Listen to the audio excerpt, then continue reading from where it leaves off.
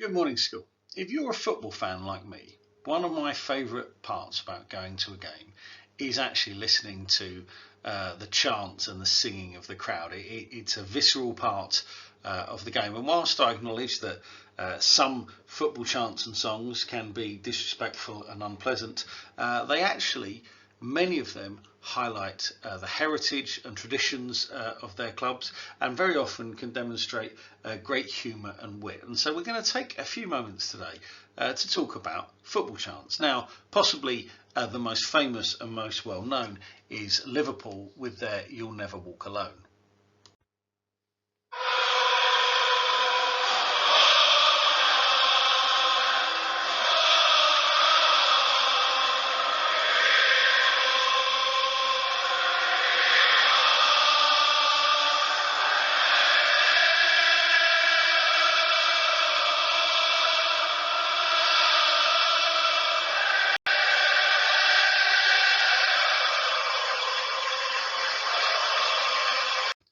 Now, "You'll Never Walk Alone" is of course associated with Liverpool Football Club, but it's also sung by a host of other teams around the world, including Celtic, FC20, FC Tokyo, and many others. But it's a reasonable question to ask: how comes you've got thousands of people singing a song which comes from a 1940s musical by Rodgers and Hammerstein? How did this come about? Well, it's actually a relatively simple story. The Liverpudlian band Jerry and the Pacemakers recorded the song and released it in 1963. Now, at Anfield in those days, before kick-off, the DJ would play the top 10 records of the time, and while "You'll Never Walk Alone" was in the top 10, the Liverpool fans would sing it with great gusto. And then at one point it dropped out of the top 10, but the Liverpool fans demanded it, and they sang it themselves because they loved the band and they loved the songs. They sang it themselves, and it's been sung before every home game and in most away games as well by Liverpool fans to this day. But it's not, you may be surprised to know, the oldest football chant. The oldest football chant is actually called "Play Up Pompey."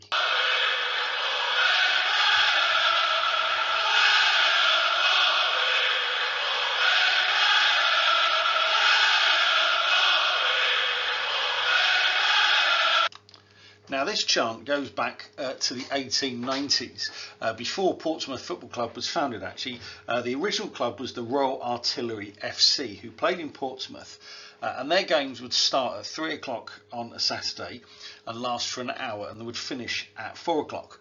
The start and end of the game was dictated by the chiming of the Portsmouth Guildhall clock, which uses the Westminster chime. And so therefore, towards the end of the game, the crowd, the Royal Artillery crowd, would sing "Play Up Pompey, Play Up Pompey, Play Up" in an attempt to encourage their team to keep going to the final whistle. Another contender for the oldest football chant is actually Norwich City's "On the Ball City."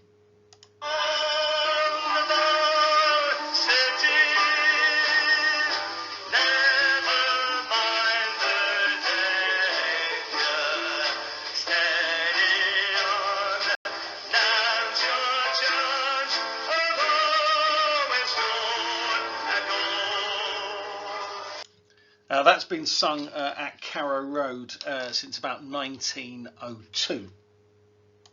One of the things I like about football chants and football songs is that very often they're organic. There's no rhyme or reason as to why songs will be picked up.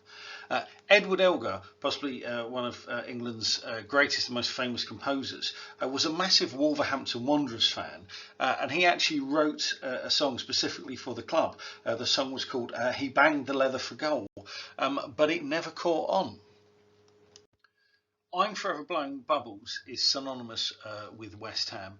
The song was actually an American song released in 1918. It was a novelty song, but then in the 1920s, Cornelius Beale, who was the headmaster of a local school in West Ham and friend of the West Ham manager, tweaked and changed the lyrics to reference West Ham, and the fans took it up, and again this has been sung at West Ham since the 1920s.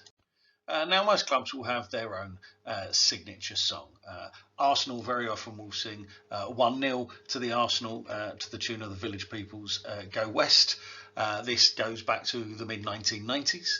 Glory, Glory, Man United will often echo around the Theatre of Dreams, and quite a few teams use When the Saints Go Marching In, although it's predominantly associated with Southampton.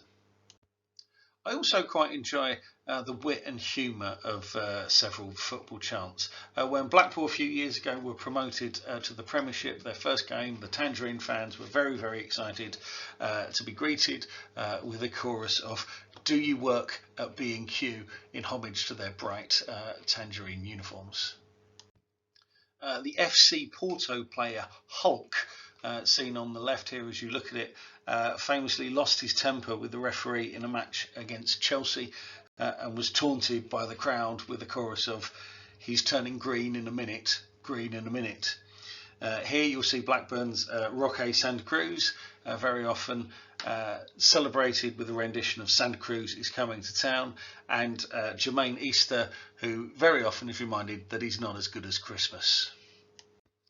Leicester City's Steve Lovell was celebrated with a version of Joy Division's "Love Will Tear You Apart," taken up by Manchester United fans for Ryan Giggs as well. And you'll also see Will Griggs, who Wigan remind us that Will Griggs on fire, your defence is terrified. Football chants and songs very often pick up the tune of classical music or classic songs. Paolo Di Canio, West Ham's Paolo Di Canio, was very often greeted with a rendition of Rigoletto, Paolo Di Canio, Paolo Di Canio. Whereas QPR's Bobby Zamora was taunted with, to the tune of That's Amore, with "If you're sat in Rosed and the ball hits your head, that's Zamora." Possibly one of my favourite songs, however, is the Colchester goalkeeper Dean Gherkin, who very often was reminded that "Your dad's a cucumber, your dad's a cucumber." I'm sure he found it funny. So that's a little trawl through the heritage of some of the football songs that you'll see up and down the terraces of the country. So football songs, very often they can reflect the heritage and traditions of the club, but they can also obviously be used to celebrate winning a trophy, which is why there are no Spurs songs referenced here. Have a good day, school.